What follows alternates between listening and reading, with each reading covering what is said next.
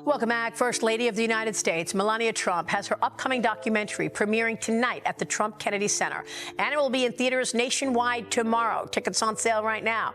I sat down with the First Lady yesterday at Trump Tower in New York City to talk about the film and her time at the White House. A documentary about Melania Trump has recently hit theaters, and the response has been far from what the producers likely hoped for. Multiple reports have emerged painting a picture of a troubled production, disappointing box office projections, and a level of controversy that has left many people who worked on the film wanting to distance themselves from the final product. Thank you. Congratulations on this film. What did you want to communicate to the public through this film? Well, as everyone knows, I'm a very private and selective person. I want to show the people my 20 days in my life, all the planning for inauguration, my business, my family, my philanthropy, everything what I need to do from private citizen to the First Lady. According to various entertainment industry publications, numerous crew members who worked on the Melania documentary have taken the unusual step of requesting that their names be removed from the credits. This is not a common occurrence in the film industry. When people work on a major studio production, especially one backed by significant financial resources, they typically want their contribution recognized. It can help build their portfolio and lead to future opportunities. The fact that multiple crew members actively wanted to avoid having their names associated with this project speaks volumes about the working conditions and the final product itself. The documentary was acquired by Amazon MGM Studios for a reported $40 million. To put that in perspective, this represents the highest amount the streaming service has ever paid for any single piece of content. That is a staggering sum, particularly for a documentary. Major narrative films with A-list stars and massive special effects budgets sometimes sell for less. The question that many industry observers have been asking is what exactly justified such an enormous price tag for a documentary about a former First Lady? The timing of the deal has also raised eyebrows. According to reporting from the Wall Street Journal, Amazon founder Jeff Bezos dined with President Donald Trump and Melania Trump at Mar-a-Lago just a few weeks before the deal was finalized. While business dinners between wealthy executives and political figures are not uncommon, the proximity of this meeting to the record-breaking deal has led to speculation about potential conflicts of interest. What makes the financial arrangement even more striking is the reported split of the licensing fee. According to multiple sources, Melania Trump herself retained approximately 70% of the $40 million payment. That means roughly $28 million went directly to the former First Lady. For a documentary subject to receive such a substantial portion of the licensing fee is highly unusual. Typically, documentary subjects, even those who participate extensively in a film, do not take home the majority of the distribution deal. Public reaction to the documentary has been swift and largely negative. In Los Angeles and other cities, people have taken to modifying promotional posters for the film. Photos circulating on social media show altered posters that appear normal at first glance, but have been changed to include unflattering imagery. These modifications have become a form of protest against what many perceive as propaganda rather than genuine documentary filmmaking. The choice of director has also generated significant controversy. The film was directed by Brett Ratner, a filmmaker known for directing the Rush Hour franchise and X-Men: The Last Stand. However, Ratner has not directed a major film since 2017, when he was publicly accused of sexual harassment and assault by 6 women. These allegations effectively halted his career in Hollywood for several years. The decision to bring him back for this particular project and the circumstances under which he was hired has been a source of frustration for many people in the industry. Among the women who came forward with allegations against Ratner were actresses Natasha Henstridge and Olivia Munn. The accusations ranged from inappropriate behavior to more serious claims of assault. Ratner has also faced criticism for publicly outing actor Elliot Page before Page had chosen to come out himself. These controversies have made Ratner a polarizing figure in Hollywood, and his involvement in the Melania documentary has been seen by many as tone-deaf given the current cultural moment. Adding another layer of concern, photos from the Jeffrey Epstein files have surfaced showing Ratner in the company of individuals connected to the convicted sex offender. While being photographed with someone does not imply wrongdoing, the association has further complicated public perception of both the director and the documentary project. Reports from people who worked on the set describe a difficult production environment. Multiple crew members have stated that while Melania Trump herself was reportedly pleasant to work with, the overall atmosphere on set was tense and uncomfortable. Some described Ratner as disengaged and dismissive toward crew members. Anonymous accounts from people who worked on the production paint a picture of a director who was not particularly interested in collaborating with the team or creating a positive working environment. The box office projections for the documentary have been equally troubling for the producers. Industry analysts are predicting that the film will earn only around $5 million during its opening weekend. Given that $40 million was spent acquiring the rights and reportedly a similar amount was allocated for marketing and distribution, the financial prospects look grim. A film would typically need to earn well over $100 million to break even on such an investment. And current tracking suggests nothing close to that will happen. Social media has been filled with screenshots from ticketing websites showing nearly empty theaters. People have been posting images of seating charts for showings of the documentary, revealing that only a handful of tickets have been sold even for primetime slots. Some screenings have been cancelled entirely due to lack of interest. In one widely shared image, a theatre seating chart showed only 6 seats occupied, and they were scattered in unusual positions around the auditorium, leading to jokes about whether the few people who bought tickets even knew how to properly select seats in a movie theatre. The fundamental issue that many critics have identified is that this documentary appears to be an authorized, carefully controlled project rather than an independent examination of its subject. When a documentary subject has creative control, chooses the music, and guides the narrative direction, the result is less of a documentary and more of a promotional film. According to people familiar with the production, Melania Trump was involved at every stage of the creative process, which raises questions about what kind of meaningful insights viewers can expect. Documentary filmmaking traditionally relies on journalistic independence. The most compelling documentaries about public figures are those that examine their lives critically, present multiple perspectives, and are willing to explore uncomfortable truths. An authorized documentary, by its nature, is unlikely to delve into controversial or unflattering aspects of someone's life. In the case of Melania Trump, there are numerous potentially compelling subjects that an independent filmmaker might explore. Her experience during various scandals, her public statements and actions, her time as First Lady, and her life before entering the political spotlight could all make for interesting documentary material.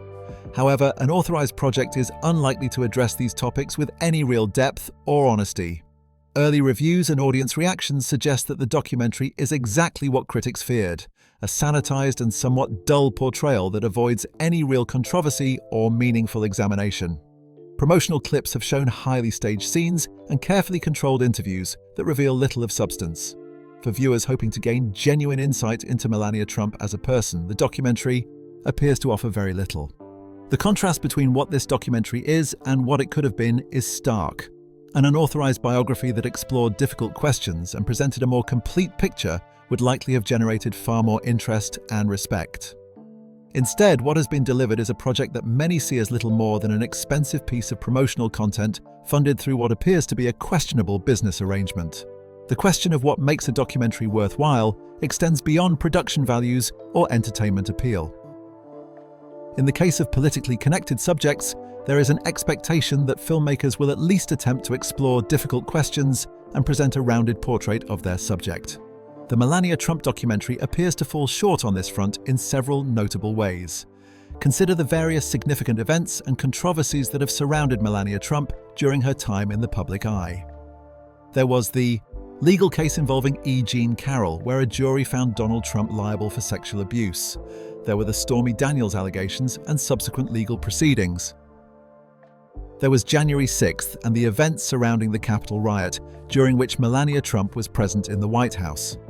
Each of these moments would seem to offer rich material for a documentary filmmaker interested in understanding how the former First Lady experienced and processed these situations. A genuine documentary exploring Melania Trump's perspective during these moments could have been genuinely interesting, regardless of one's political leanings.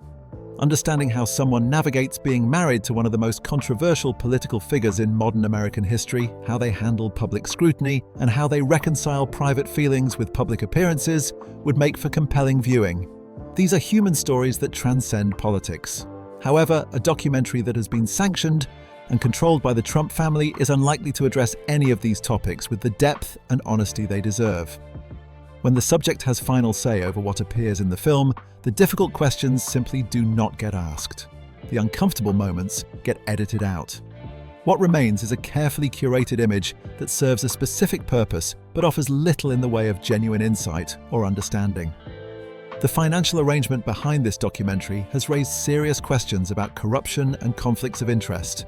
When a documentary subject receives $28 million as part of a deal brokered shortly after a private dinner between the distributor's founder and the subject's husband, who also happens to be the President of the United States, it creates the appearance of something far more troubling than a standard business transaction. Jeff Bezos, as the founder of Amazon, has extensive business interests that intersect with government regulation and policy. Amazon operates in numerous sectors that are subject to federal oversight, from labor practices to antitrust concerns to cloud computing contracts with government agencies. The company has faced investigations and scrutiny from various federal bodies.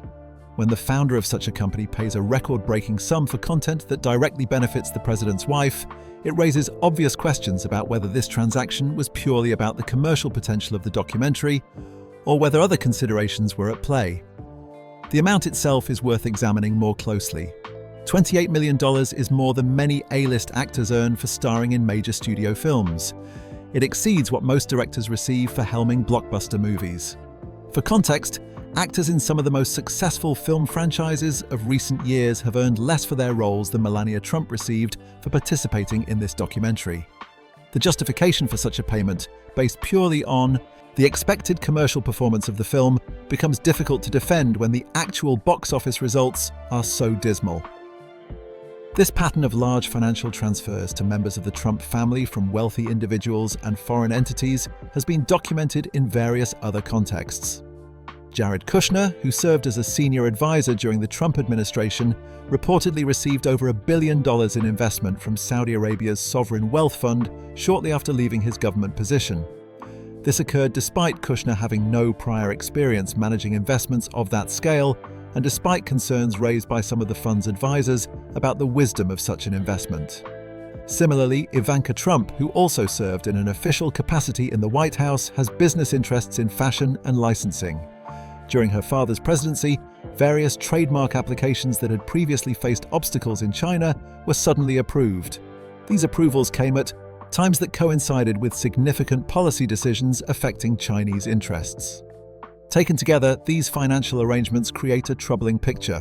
When family members of a sitting president receive substantial sums of money from entities that have clear interests in government policy and regulatory decisions, it undermines public trust in the integrity of government decision-making. Even if no explicit quid pro quo can be proven, the appearance of corruption is deeply corrosive to democratic institutions. The technical argument that Melania Trump is a private citizen and therefore not subject to the same ethical constraints as government employees misses the point entirely. While it is true that she does not hold an official government position, the idea that proximity to power and influence carries no ethical obligations is a dangerous one. Throughout history, corruption has often operated through family members and associates of those in power precisely because direct payments to officials are more easily scrutinized and prosecuted. Ethics guidelines and anti-corruption measures exist not just to prevent illegal activity but to maintain public confidence in government institutions. When the spouse of the president receives tens of millions of dollars from someone with extensive business before the government, it damages that confidence regardless of the technical legal status of the recipient. Some defenders of these arrangements have argued that successful business people naturally attract investment and business opportunities, and that the Trump family should not be penalized for their business acumen. This argument fails to account for the extraordinary nature of these transactions. The amounts involved are far larger than what would be justified by normal business considerations. The timing of these deals, often coinciding with or following political events, suggests that factors beyond pure business judgment are at play. Furthermore, the business records of some of these ventures raise additional questions. When investments substantially underperform, or when business deals appear to make little commercial sense, the argument that these are simply normal business transactions becomes harder to sustain. If an investment fund backed by a foreign government consistently makes poor investment choices, one has to wonder whether generating returns is actually the primary purpose of that fund.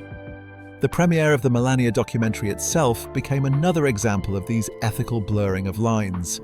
Tickets to the premiere were reportedly distributed to government employees, with the understanding that accepting the tickets implied they had cleared this with ethics officials at their respective agencies.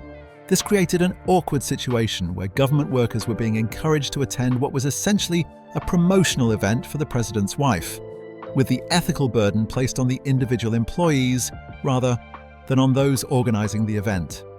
As the documentary's opening weekend approached, the box office situation continued to look dire. Updated reports on ticket sales showed virtually no movement from earlier in the week. The same small number of seats remained sold, with no surge in last-minute purchases that might have salvaged the opening weekend numbers. In at least one theatre, the exact same seats that had been sold days earlier remained the only ones occupied, suggesting that not a single additional ticket had been purchased in the interim. This commercial failure serves as a fitting conclusion to a project that appears to have been less about creating compelling content and more about facilitating a large financial transfer. The public has largely rejected the documentary, both on grounds of quality and on grounds of what it represents. The empty theatres stand as a testament to the fact that audiences can distinguish between genuine documentary filmmaking and expensive propaganda, regardless of how much money is spent on marketing and promotion.